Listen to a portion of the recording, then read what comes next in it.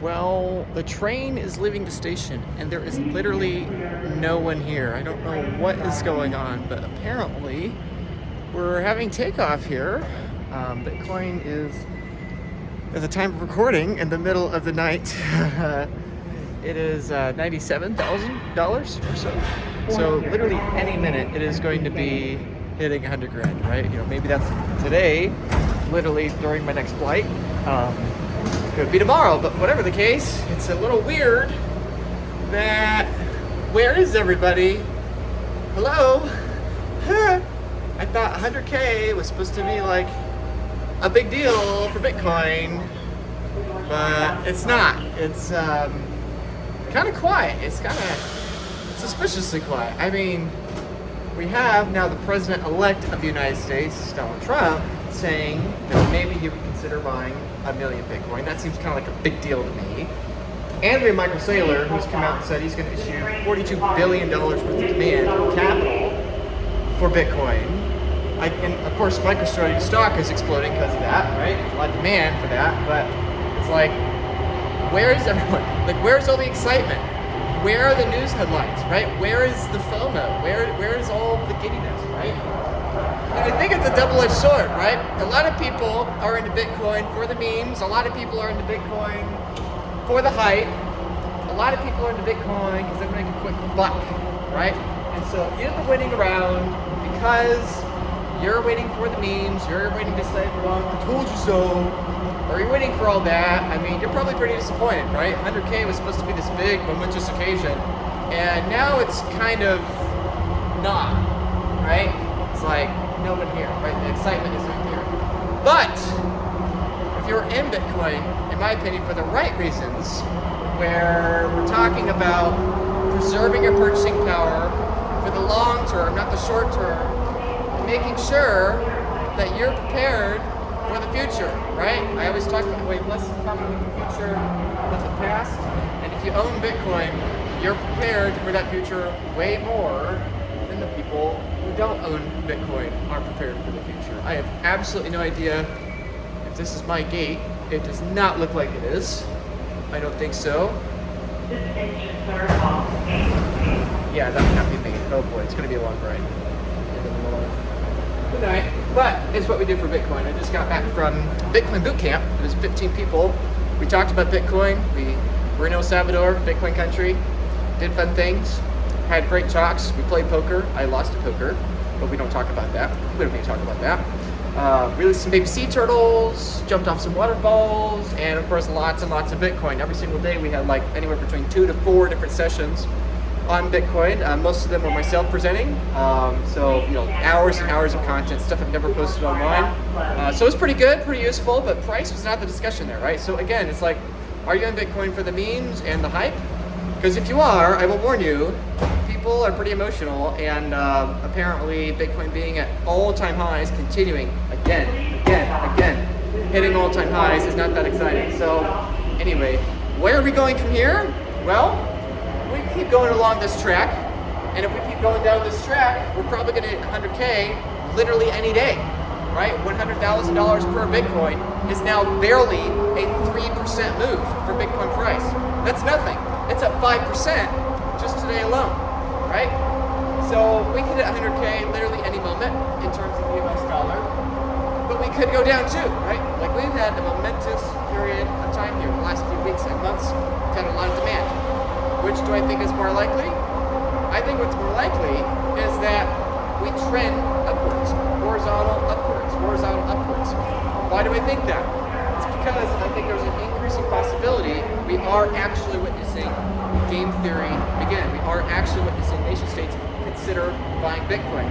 The state of Pennsylvania, here in the United States, actually is not too far away from the airport right now. Is this my gate? Let me see if this is my gate. Okay, this would be my gate. Being a Bitcoin is kind of boring sometimes. A long night. Oh no, the escalator's not working. Oh, I got to turn it like that. Okay, well, we'll continue just like Bitcoin price throughout the long, treacherous journey, step by step from 89 to 290, 291K, 292K, 93, whew, 94. Anyway, closing in on 100 now. But anyway, back to the future here. I think we're probably looking at Bitcoin price. It's gonna go up here in a stair-step fashion, quite literally, I guess, because we have the state of Pennsylvania now considering passing a bill to make Bitcoin a strategic reserve asset for the state of Pennsylvania, which is in the incentives of the states to do that. The federal government is going to do the same. Of course, just a couple days ago, one of the leading presidential candidates in the country of Poland has discussed a similar idea of having Bitcoin as a strategic reserve asset. Of course, there's the big kahuna, right? Donald Trump with 1 million coins. He's talked about that. That's yet to be seen if that will happen. And then there are lots and lots of rumors of, like, just the question is, who's buying? Because I'll tell you what, I don't have billions of dollars, right? And there's nobody else here. Hello! I don't know where everybody is. So why is the price going up? I mean, it's like, who has all this volume? Who has all this capital that they're forcing a soon-to-be multi-trillion-dollar asset up by multiple percentage points every single day consistently? It's like, who the heck is buying? Like, who is this? Who's forcing up the hash rate like this, right? Who's turning on all these miners? It's not me. And I don't know who in retail is possibly big enough to be doing this. And so I think we have to consider an increasing possibility that we could be looking at nation states. If that were to happen, I think there's a trade-off there. The good thing is that Bitcoin price goes up. The bad thing is that if you own anything else other than Bitcoin, if you're on the sidelines, if you're hoarding your wealth, your savings, your purchasing power, and 20th century ideas, 20th century forms of stores of value, well, you're going to continue to lose that purchasing power in terms of the future currency system, right? Every time Bitcoin goes up 5%, you lose 3% of your purchasing power in terms of Bitcoin. And so while right now it is still like just ridiculously empty around here in Bitcoin land, like pretty soon this place is gonna fill up. And everyone's gonna be like, oh my gosh, why didn't I buy Bitcoin sooner? They told me it was a scam. They said FTX was Bitcoin. They said it was a Ponzi. Ah! And they're all gonna freak out. And they're all gonna say, why did my financial advisor not tell me to buy Bitcoin? Dude, you should have had me buy 1% freaking of my portfolio in Bitcoin back at $16,000. Because now I'd have more money, right? It's like, isn't that your job? Protect capital? Well, the problem is most people only look at what's around them. And when it's boring, it's boring. Nobody wants to do anything. Everybody wants to do what's normal. Everybody wants to do what's traditional, right? They do the things that are traditional and the places that are traditional. And that's okay, I guess. But if we do have less to cover the future in the past, if we do have technology coming at us at a faster and faster rate in the future, you got to think. You got a big brain. Use the brain, right? You can't price sidewalks in terms of little magic moving walkways, right? It's like, how do you price this in terms of like, I don't know, a gravel sidewalk or something, right? It's like, how do you explain this to people? You have to think different. You have to use the brain. Use the brains. You have the brains. Your assumption should be the status quo of the future is more different than the present than what you were used to when you were a child. Every single generation for the last 5,000 years in human history has had that be true. And it's changing at a faster and faster rate. And so, what have we been storing energy in? We've been storing energy in things that are produced as a function of spending energy in the real world. We cut down trees, we build houses. We dig out dirt, we mine gold. We drill into the earth, we get oil. right? Right. The problem is we are in an increasingly digital world. I am walking with headphones on me and computers and hard drives all over in my bags and backpacks. And I'm looking at magic internet money on my phone, talking next to a automated voice by this moving walkway. And all I have to say is that like the world is increasingly electric, it's increasingly digital, and what is going to be the thing that we can use to communicate electricity with each other, right? What's going to be the thing that we use to turn electricity into a commodity? Well, you can't do it with electricity because electricity is not fungible, it's not durable, it's not portable, blah, blah, blah. Basically, you need a battery, right? And we can't have a global battery standard, so we need some sort of digital algorithm. Oh, yes. Oh, yes. The escalators are working here. Look at that. Oh, I'm so happy. Okay. Anyway, so just like Bitcoin price, I guess we'll be moving up at an easier and easier rate here. Instead of grinding up one step at a time, it's just going to be, I guess, vertically straight up. I don't know. But anyway, if the future is more and more electric, right? Instead of using my legs to force myself up the stairs, I'm just letting electricity do the work for me, right? If the future is more and more electric, then we need to have a way to store that electricity in the future, to represent, hey, I put the work in earlier, I deserve the fruits of my labor in the future, right? And so we need a way to do that. We can't do that with physical batteries because that's the same limitations as everything else in the world. So we need a digital algorithm to represent a share of global electricity production. And that's really important because what on earth are the AIs going to trade in? And the humans that program those AIs, what are they going to use? They're going to use your favorite little orange coin, Bitcoin, and all of these countries are going to increasingly realize that if they want to have a, oh my gosh, this whole freaking place is empty. Where is everyone? I've been in empty airports, but like, oh my gosh, when has it been this empty? And Bitcoin right now feels like just as empty. It's like, hello, the infrastructure has been built. The money is here. Where are the people? There are no people. If you're a Seinfeld fan, you get that reference. Anyway, there are no people. Very, very bad coin. Anyway, that's what we're seeing these countries do. These countries are increasingly understanding, hey, in the same way we see other countries stockpile oil, or they stockpile guns, or they stockpile military might, we need to make sure that our army, that our country is going to be. This is a special announcement. Stupid little announcements. They're announcing literally to me. Who are you announcing to? I'm here. Hello. Unattended baggage. Unattended baggage. Blah, blah, blah, blah.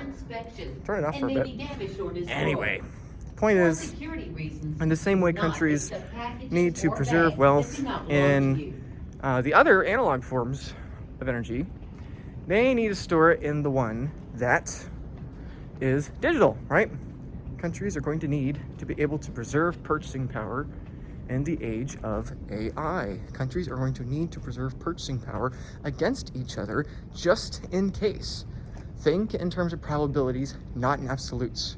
And all these countries right now, these states that you're hearing about, Pennsylvania, another additional 9 states beyond Pennsylvania, and 4 nation states now being in the conversation talking about this, they're all thinking in terms of probabilities. Oh, there's a person over there. That person's sleeping. Anyway, I'm going to whisper because they're sleeping. But, well, I'm almost at my gate here, actually. Funny enough. But anyway, this whole little rambling video, I guess, is just my reaction to what's going on.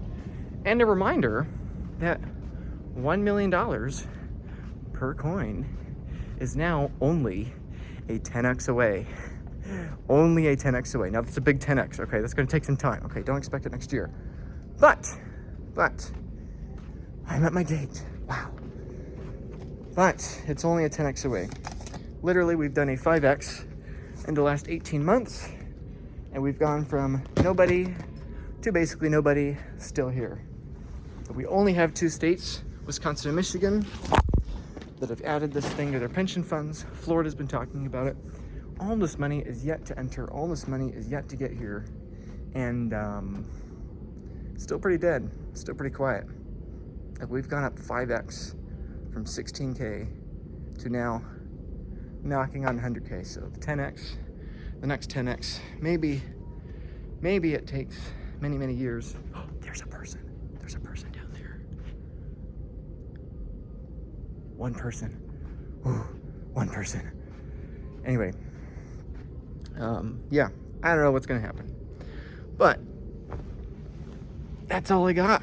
Congratulations on virtually hitting 100K and being here when nobody else was here, because you were here when it was boring, you were here when nobody cared, and still nobody's here, nobody cares. But I think it's going to change. I think it's going to start changing pretty quick here. And my encouragement is that you probably are earlier than you think. Most people ask me, am I too late to Bitcoin? Has the train left the station? No, you're not too late. If anything, you're too early. How many people have you talked to from 2011 or 2010 or 2009, 2012, 2014 that held on to everything that they bought? All the coins that they bought from those early years. They lost most of them. And likewise, you need to take the security of your Bitcoin seriously. With my work at the Bitcoin Advisor, where we help people protect their Bitcoin, we charge 0.5% for however many years that you want to stay with us. We're up 5% in the last day. With 1 day of volatility, you can buy 10 years of service to protect your Bitcoin. Just something to think about, because that offer is not open for everyone. There's somewhere around 20 or 30,000 people that follow me. I have limited time. I have limited bandwidth. And right now, things are pretty boring. They're pretty empty. I'm pretty available now, but at some point, I won't be able to help 30,000 people, let alone 3,000. Probably not even 300. So if you want to be one of those people that takes their Bitcoin self-custody the most seriously, that wants to not be the lowest hanging fruit for their coins, reach out to me. Book a call, email me, text me, do whatever. Because I promise you, you've heard me say 100 times, take your Bitcoin self-custody seriously, blobbity blobbity doo-doo. I'm telling you, in a year or two, this is not going to be the case. This is your opportunity. You can front run the market right now and get self-custody. You can front run the market right now and make sure your asset protection, your inheritance plan is one of the best in the world. This is one of the things we talked about in my boot camp the other night about inheritance planning.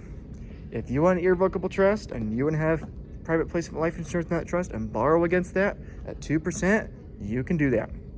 If you want to have a multi-jurisdictional multi-sig with 3 different keys in 3 different countries, you can do that. If you want to take out insurance against a $5 wrench attack, that is coming very soon. If you want to time lock your Bitcoin in a degrading and decaying multi-sig, you can do that too. My point is, there's lots of optionality out there, and a lot of people aren't talking about it because the money isn't here yet. The big money is going to want these things. And if you want your Bitcoin to be in the kinds of asset protection that the big money is going to respect and give a premium to, take those things seriously. Information and the link in the description below. Act now. 0.5% a year. You know, we had a whole decade of value accretion in the last 24 hours here. So this is my encouragement. This is my point. You got to take these things seriously now. You got to do it because time is limited. Time is scarce. I say that till the cows come home, and I'll keep saying it. And I'm saying it for you, but really, frankly, I'm saying it for me. I'm saying it to clear my conscience. The train's leaving the station. Get off zero. Buy some Bitcoin. I don't care if you buy at 16K, 22K, 35K, 48K, 58K, 65K, 73K, 84K, or now 97K, or 100K, or 200K, or 500,000, or 1 million. I don't care. I'm saying it to clear my conscience so that in the future when people ask, oh, why did I warn them? Why didn't I tell them? They can't point a finger at me. They can't blame me, right? I told them where to go. I told them what to do. There was plenty of room, plenty of time. So don't be one of the people that is waiting till the last minute. Get off zero. Oh, light. I love it. Get off zero. Get some coins. Get some portions of coins. I don't care how little you start. And just as importantly, congratulations if you bought. Now's the fun part. Now's the hard part. You got to keep what you have. And you got to protect it. Because right now, all the bad guys, all the scammers, all the lawsuit sharks, all the tax people coming after you, it's just as empty as this airport right now, right? The majority of price appreciation for your coins is in front of you, and likewise, the majority of threats against your Bitcoin are in front of you, not behind you. Act like it, people. So anyway, if you want to be one of the couple hundred people I can help out of the tens of thousands, great, go for it. If you want to procrastinate it, do it at your own risk. And I don't have anything else. We'll see how much higher it goes over the night and into the morning. Thank you.